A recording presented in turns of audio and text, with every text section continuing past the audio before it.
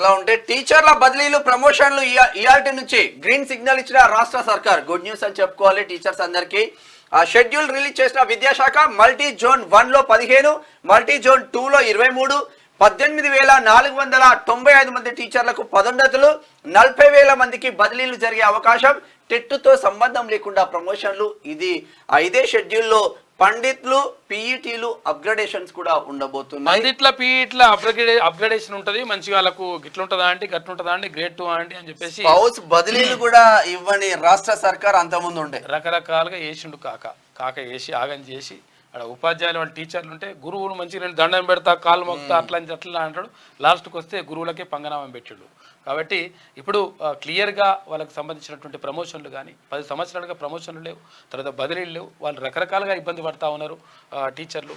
వాళ్ళకి సంబంధించి ఉపాధ్యాయుల బదిలీలు ఉంటాయి, తర్వాత ప్రమోషన్లు ఉంటాయని చెప్పేసి ప్రభుత్వం చెప్తా ఉంది. రాష్ట్రంలో టీచర్ల బదిలీలు ప్రమోషన్ల ప్రక్రియకు సర్కార్ గ్రీన్ సిగ్నల్ ఇచ్చింది. దీనికి తగ్గట్టుగా మల్టీ జోన్ 1, మల్టీ జోన్ 2కు వేరువేరుగా షెడ్యూల్ రిలీజ్ చేసింది.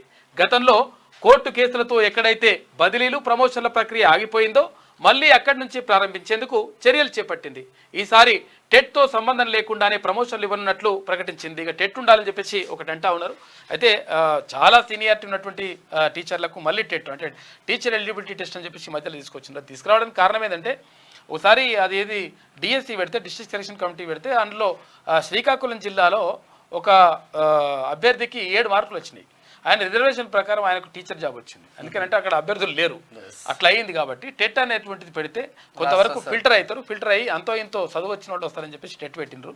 అయితే ఇప్పుడు చాలా కాలం నుంచి పనిచేస్తున్నటువంటి టీచర్లు కాబట్టి టెట్ అవసరం లేదని చెప్పేసి చెప్తా ఉన్నారంట. అది విషయం.